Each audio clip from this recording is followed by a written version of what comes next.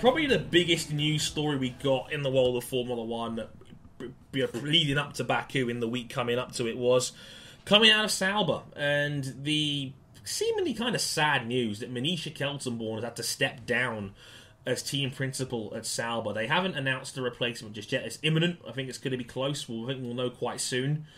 But from what people have been reporting, King, it seems like it could be something to do with the drivers and the alliances within the team, by the sounds of it. Yeah, apparently the new investors that Sauber got last year, Longbow Finance, this financial firm from Sweden, they, obviously for a variety of reasons prefer Marcus Ericsson over Pascal Wehrlein. Basically, Monisha Kaltenborn didn't like, favoring one driver over the other, especially how strong Pascal Wehrlein has been. Yeah.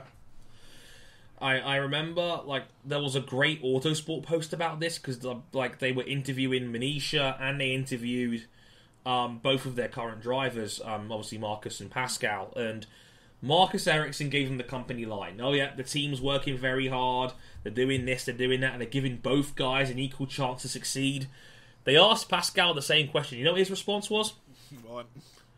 No comment. Pascal said no comment. They went back to Marcus again, and Marcus was like, "Oh, I didn't think he would say that." So basically, you can read between the lines here. I think that it seems to me that Sauber seem to be leaning towards Marcus because of Marcus's money, whereas Monisha and Pascal seem to think something else is going on, and they're leaning towards him, which is kind of ironic because at this Grand Prix at Baku just this past weekend, there was team orders, and they told Marcus to move aside for Pascal Wehrlein, which Marcus obliged to, and Pascal got the last point for Sauber. Interesting. King, any tinfoil hats in the room? Yeah, maybe a few. Okay, guys, keep it quiet. Yeah, keep it quiet. Have Pascal benefit from team orders. No one will notice. But that was interesting to say the least. But King, Monisha stepping down, and I feel bad for Monisha. I really do. I mean, it looks like the team pretty much forced her hand here, and it's a real shame because I've always had a lot of respect for Monisha. I think she seems like the sort of person that has really had to fight and claw with, let's be honest, not an awful lot at that Sauber team over the years. Yeah, not a lot. Man, the moment BMW pulled out the team, it was just downhill.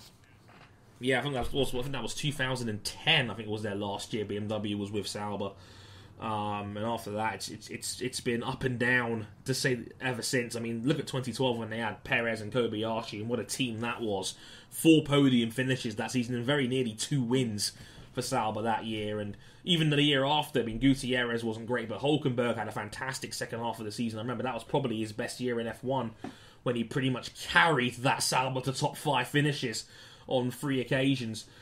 And, even Nasser, when he made his debut, Nasser was in the top 6 a couple of times, and it was great, and it's just been up and down, and it's been mostly down. They've fallen to the bottom of the constructors now, or pretty much the bottom.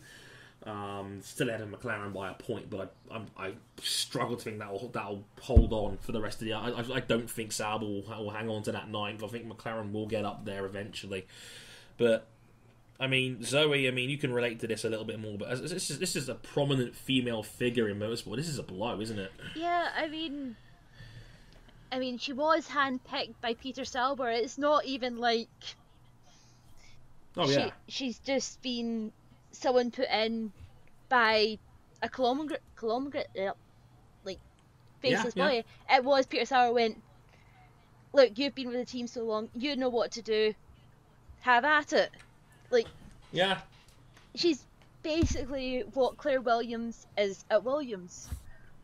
Absolutely. They've been groomed for this position.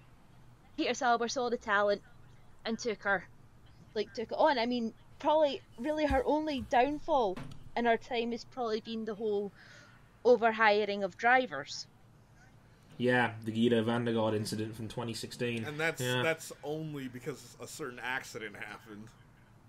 yeah, an injury that, again, Jules was the guy for that team. He was going to go to Sauber, but that obviously put an enormous spanner in everything, to say the least. But yeah, I mean, that's probably the only real black mark against Monisha's name, and I'm gutted, because not only was Monisha a prominent female figure in F1, but also a person of colour, and that's someone that you don't see very many of either in Formula One. So ticking both those boxes and being pretty darn good at her job at Sauber over the last half decade or so, I'm gutted, and I wish Monisha the best, because it's clearly not a good environment if you feel like you're the guys upstairs are favouring one guy over the other, and it's having a negative effect on the team as a result. Especially when you've got such a talent like Pascal in your team as well. It's a real shame. So yeah, I wish Monisha the best. Yeah. And go on. Pascal came out and said that Monisha, after his accident, she was turning around saying, "Listen, don't worry, take your time. You're still going to have the right." She was the one who reassured him.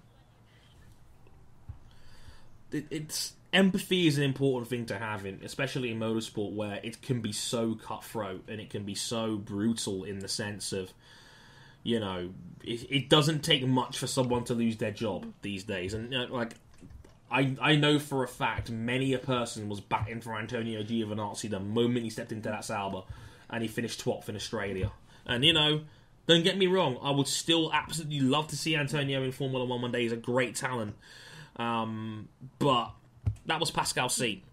But I could totally see why somebody would maybe just cut Pascal altogether and bring Antonio in, because F1's that sort of business where it can happen like that, and a click of the fingers, and you've cut a guy, you've brought somebody else in, because you've got to move on fast in Formula 1. It's such a fast-paced sport, in literally and metaphorically. But yeah, like I said, I wish Monisha all the best. It's a real shame. Again, as a person of colour, and as a probably one of the most prominent female figures in all of F1, to lose their job like that is a real shame. Especially in the way that it's happened, where they've got a great talent there in Pascal, and God forbid you give him a bit more credit, and instead you want to put Marcus as your guy who just isn't as good, at least in my opinion. So it's a shame.